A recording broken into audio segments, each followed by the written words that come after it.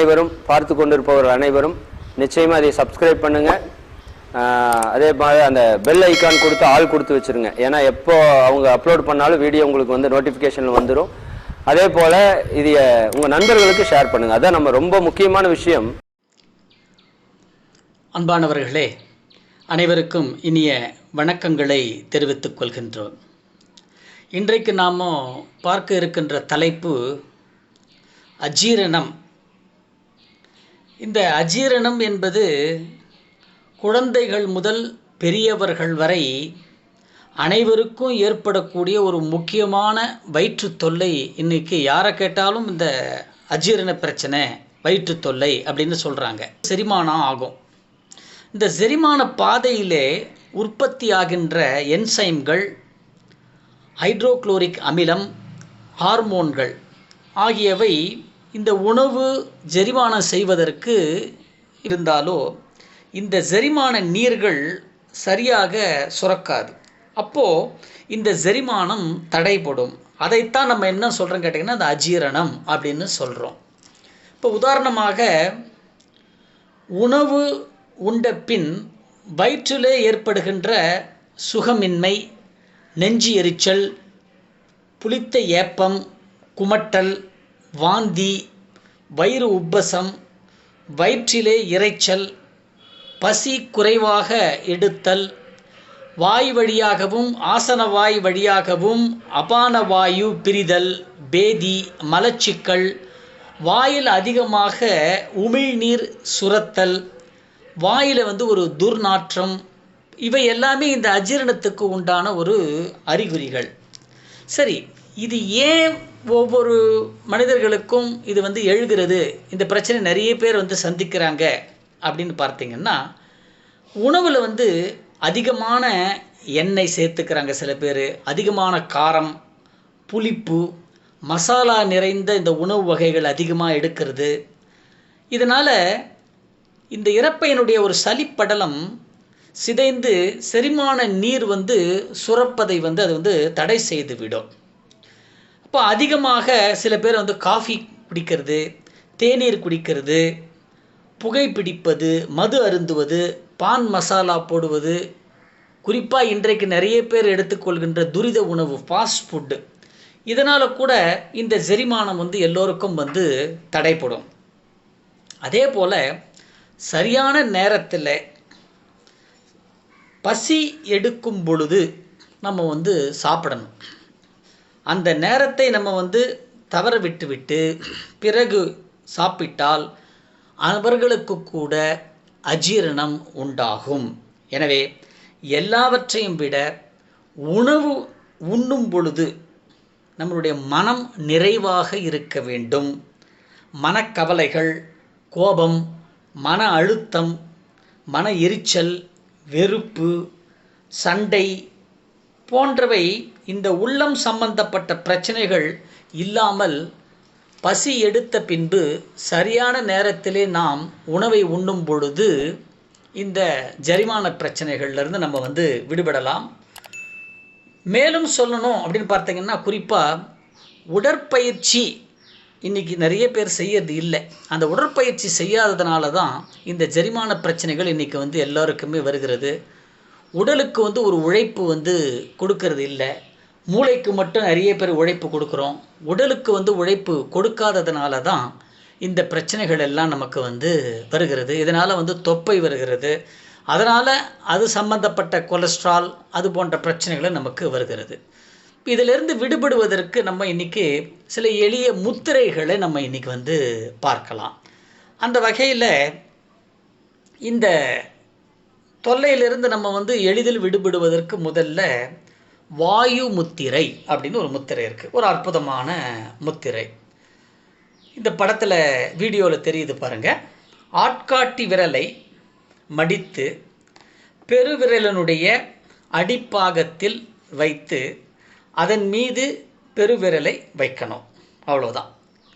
ஆட்காட்டி விரல் பெருவிரலின் அடியில் மேட்டு பகுதியில் தொடரா மாதிரி இருக்கணும். இந்த முத்திரை குறைஞ்சபட்சம் ஒரு 15 நிமிடம், அதிகபட்சம் 40 நிமிடம் வரைக்கும் கூட நம்ம செய்யலாம். இந்த முத்திரை சாப்பிட்ட உடனே நம்ம செய்யக்கூடிய ஒரு அற்புதமான முத்திரை. இந்த முத்திரை செய்யும் பொழுது நமக்கு என்ன நடக்கும்னு கேட்டிங்கன்னா, பொதுவாகவே உணவில் இருக்கின்ற குற்றங்கள், தோஷங்கள் நீங்கும்.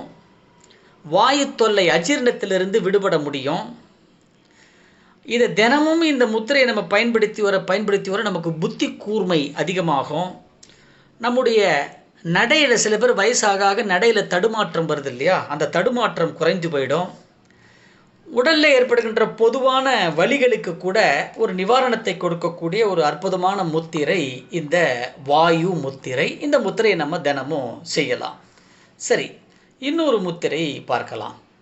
இந்த முத்திரைக்கு பேர் முஷ்டி முத்திரை அப்படின்னு பேர். இந்த வீடியோவில் தெரியுது பாருங்கள். இந்த படத்தில் காண்பித்திருப்பது போன்று 2 கைகள்லேயும் அனைத்து விரல்களையும் மடித்து உள்ளங்கையில் பெருவிரலை மோதிர விரலின் மேலே இப்படி அழுத்தி கொள்ளணும். குறைஞ்சபட்சம் ஒரு 20 நிமிடங்கள், அதிகபட்சம் ஒரு 30 நிமிடங்கள் இந்த முஷ்டி முத்திரையை நாம் செய்தோம்னா இது என்ன பண்ணும் அப்படின்னு கேட்டிங்கன்னா, ஜீரண சக்தியை அதிகப்படுத்தும். கணையத்தினுடைய இயக்கத்தை இது ஊக்குவிக்கும். அதோடு மட்டும் இல்லாமல் வயிறு தொடர்பான அத்தனை பிரச்சனைகளுக்கும் ஒரு சுகமான தீர்வு கிடைக்கும். கண் பார்வையில் இருக்கிற கோளாறுகளை கூட நீக்கக்கூடிய ஒரு அற்புதமான முத்திரை இந்த முஷ்டி முத்திரை என்பது. அடுத்ததாக இன்னொரு முத்திரையை நம்ம இன்னைக்கு பார்க்கலாம். இந்த முத்திரைக்கு பேர் குதிரை முத்திரை அப்படின்னு பேர். வீடியோவில் பார்க்குறீங்க பாருங்கள். இந்த படத்தில் வீடியோவில் தெரிகிற மாதிரி 2 கைகள்லேயும் முதல்ல சுண்டு விரலினுடைய நகத்தின் மீது ஆட்காட்டி விரலை வைங்க. ஆட்காட்டி விரல் மீது மோதிர விரல் வைக்கணும். மோதிர விரலின் மீது நடுவிரலை வைத்து பெருவிரல் மட்டும் மேல் நோக்கி இருக்கிற மாதிரி பார்த்துக்குங்க. இந்த குதிரை முத்திரை ஒரு 20 நிமிடத்திலிருந்து 30 நிமிடம் வரைக்கும் நம்ம செய்தோம்னா நமக்கு முதல்ல பொதுவாக உடலில் ஏற்படுகின்ற எரிச்சல் இருக்கு இல்லையா, உடம்பில் நிறைய பேர் எனக்கு எரிச்சல் வருதுன்னு சொல்கிறாங்க பாருங்கள், அந்த எரிச்சல் குறையும். கால்களுக்கு நல்ல ஒரு பலத்தை கொடுக்கும். நம்முடைய நடை நல்ல ஒரு வேகமாக நடக்கிறதுக்கு, ஒரு மாதிரி சோர்ந்து நடக்கிறோம் பாருங்கள், அதெல்லாம் இல்லாமல் நடை வேகமாக தளர்வின்றி நடப்பதற்கு ஒரு புத்துணர்ச்சியை கொடுக்கும். உடலினுடைய பலத்தை, ஸ்ட்ரென்த்தை அது அதிகப்படுத்தும்.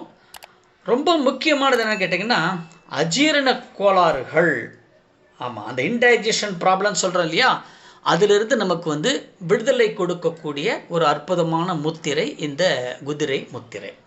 இந்த 3 முத்திரைகளையும் நம்ம செய்து நிச்சயம் நமக்கு இந்த அஜீரண தொல்லையிலிருந்து நம்ம விடுபடலாம். இது எல்லாமே வஜ்ராசனம்னு ஒரு ஆசனம் இருக்குது, உங்கள் எல்லாருக்குமே தெரியும் அந்த வஜ்ராசனம்ங்கிறது. இந்த வஜ்ராசனத்தில் ஒரு அதிசயம் ஒன்று இருக்குது.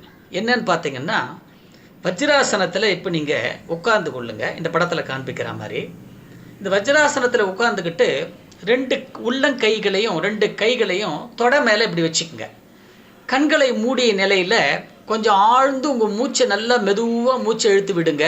அந்த மூச்சையே நம்ம கவனித்தோன்னு பார்த்தீங்கன்னா, இந்த மூச்சு நமக்கு வயிற்றிலிருந்து மூச்சு வயிறு மட்டும் உள்ளே போய் வெளியில் வரும். அந்த மாதிரி இந்த மூச்சு நமக்கு நடக்கும். கைகள் உள்பக்கமாக நம்ம இப்படி வச்சுக்கிட்டு இந்த பயிற்சியை நம்ம செய்யும்பொழுது வஜ்ராசனத்தில் இது என்ன நன்மை அப்படின்னு கேட்டிங்கன்னா, வயிறு தொல்லை, இந்த அஜீரணம், வாயு தொல்லை, அல்சர், இது மாதிரி பிரச்சனைகள் இருக்கிறவங்களுக்கெல்லாம், தொப்பை அதிகமாக இருக்கிறவங்களுக்கு, உடல் எடை அதிகமாக இருக்கிறவர்களுக்கெல்லாம் இந்த கைகளை இப்படி கீழ் நோக்கி உள்பக்கமாக வச்சுக்கிட்டு இந்த பயிற்சி செய்யும் பொழுது இவ்வளவு நன்மைகள் இதில் கிடைக்கும். இதில் ஒரு அதிசயம் பாருங்களேன். இப்போ இதே கைகளை உள்பக்கமாக வச்சிங்க இல்லையா, இந்த கைகளை அப்படியே திருப்பி வைங்க. 2 உள்ளங்கைகளும் ஆகாயத்தை நோக்கி இருக்கிற மாதிரி இந்த படத்தில் இப்போ வீடியோவில் தெரியுது பாருங்கள். இந்த முறையில் வச்சிங்கன்னா, இப்போ முதல்ல மூச்சு வயிற்றிலிருந்து வந்த மாதிரி ஒரு உணர்வு இருந்தது. இப்போது நுரையீரலிருந்து மூச்சு, நுரையீரல் மட்டும் இயங்கும். அதுதான் ஒரு அதிசயம் இதில்.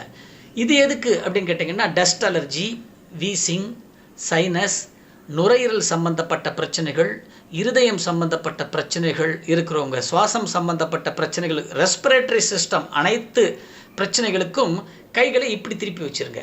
இப்போ நமக்கு எதில் எந்த பிரச்சனை வருதுன்னு யாருக்கும் தெரியல. அதனால் நம்ம தினமும் உடற்பயிற்சி செய்யும் பொழுது இந்த வஜ்ராசன நிலையில் இருந்துக்கிட்டு கைகளை உள்பக்கமாக தொட மேலே வச்சுக்கிட்டு ஒரு 5 முறை ஆழ்ந்து மெதுவாக மூச்சு இழுத்து விடுங்க. வயிறு சம்பந்தப்பட்ட பிரச்சனைகள், டைஜஷன் சிஸ்டத்துக்கு தீர்வு கிடைக்கும். கைகளை உள்ளங்கைகளை ஆகாயத்தை நோக்கி திருப்பிய நிலையில் ஒரு 5 முறை ஆழ்ந்து மூச்சு இழுத்து விடுங்க. ரெஸ்பிரேட்டரி சிஸ்டம், மூச்சு காற்று மண்டலம் சம்பந்தப்பட்ட நோய்களுக்கு நமக்கு தீர்வு கிடைக்கும். இதுவெல்லாம் சில எளிய முறை பயிற்சிகள்.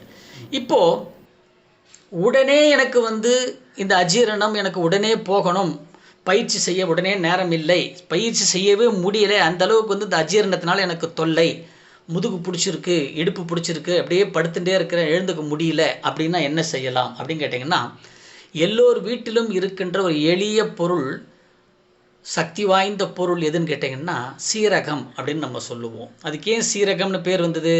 சீர் அகம். அகம் என்றால் உள்ளே.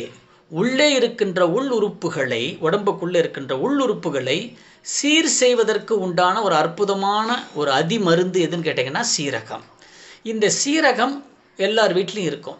எப்போவுமே ஓமம்ன்ற இன்னொரு பொருள் இருக்குது. இந்த ஓமம்ன்ற பொருளையும் நீங்கள் வீட்டில் வாங்கி வச்சுக்கோங்க. எல்லாருமே நாட்டு மருந்து கடைகளில் கிடைக்கும், எல்லா டிபார்ட்மெண்டல் ஸ்டோர்ஸ்லேயும் கிடைக்கும்.